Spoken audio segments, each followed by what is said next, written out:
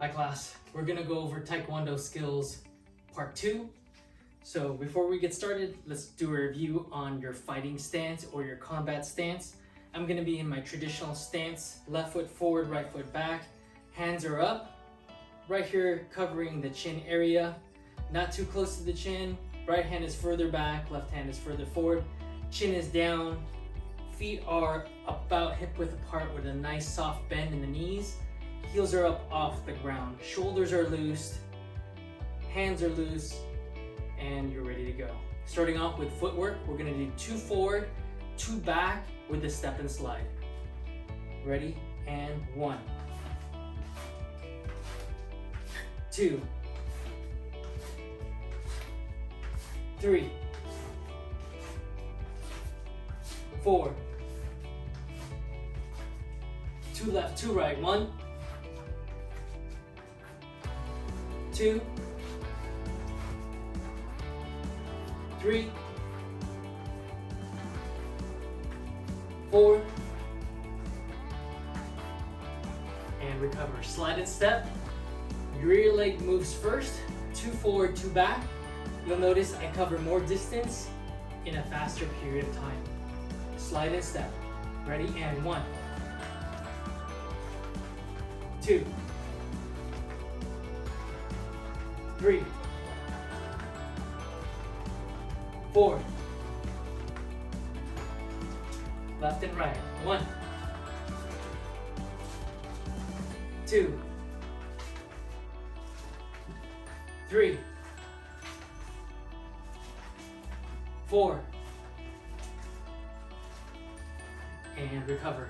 All right, we're gonna work on evasion, slipping to the left, 1, 2, 3, 4, to the right, 1, 2, 3, 4, duck, 1, 2, 3, 4, and back, 1, 2, 3, 4. Make sure that chin stays down.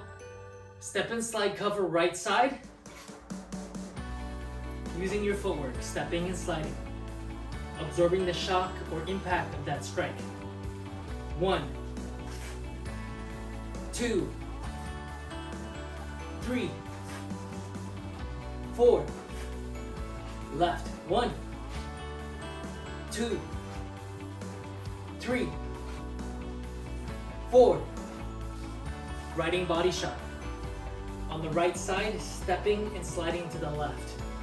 1, 2, 3, 4, to the right, 1, 2, 3,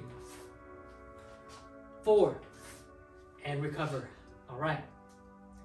So we're gonna utilize the step and slide footwork with our strikes now, So the first one is gonna be a double jab. So with that said, I'm gonna jab twice, I'm gonna step forward twice, okay? So it's gonna look like this. Step and slide, jab, and back. Okay? All right, you ready? And 1, 2,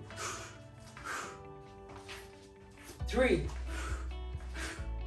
breathe out as you punch, 4, 5, and recover. Next one, we're gonna incorporate what's called a hook. So from this ready or combat stance, I'm gonna turn my body to the left to do this left hook. I'm gonna pop my elbow up high, activate, engage the hook here. My hand should be in line with the face, elbow popped up high, and then come back, okay? So one more time, hook, turning to the left, hooking to the right, all right? So let's go ahead and try that. A hook is a short range punch, so you gotta make sure that you're in close proximity to your partner or whoever you are competing against, okay? Combination, jab, cross, hook, okay? 1 step and slide. Ready? And 1. Back. 2. Back. 3, back, 4, and back. All right, next one is an uppercut. Similar to the hook, okay, except you're going down at a 45-degree angle, keeping your hands to cover your face here. And you're gonna bring the uppercut up until your fist lines up with your nose and the bridge of your nose area here, okay? So one more time, down, up for that uppercut. All right, so your combination is gonna be a jab, a cross, and a hook. One step, step and slide. I'll show you once, jab, cross, uppercut, and back. All right, you guys ready? And 1, 2, 3, 4, and recover. All right. So last week we worked on your roundhouse kick and back. So I want you to complete your repetitions on those. Work on 4 repetitions with your roundhouse kick, left and right. We also worked on your front snap kick and back. All right. Work on your repetitions on those.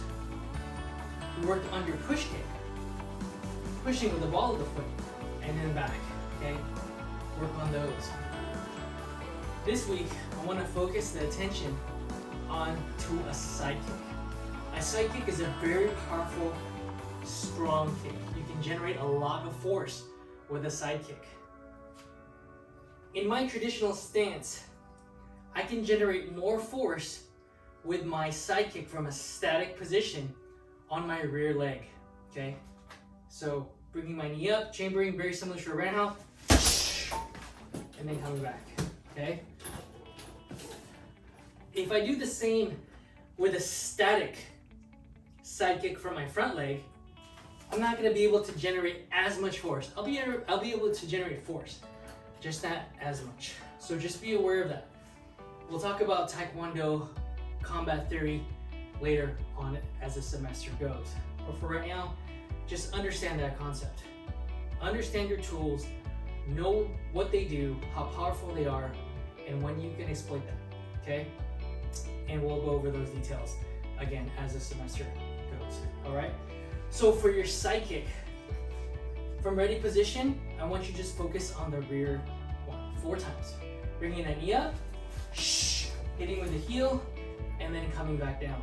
Pivoting on the ball of the front foot. If I were to keep my foot flat here, not only would it be bad for my knee and possibly damage it in no time, all right, but I wouldn't be able to get or create enough torque from my leg, left leg, from my hip to generate as much power as it possibly could, all right? So those are up off the ground, side kick, all right? If you are hitting a target, go ahead and put your force into the target.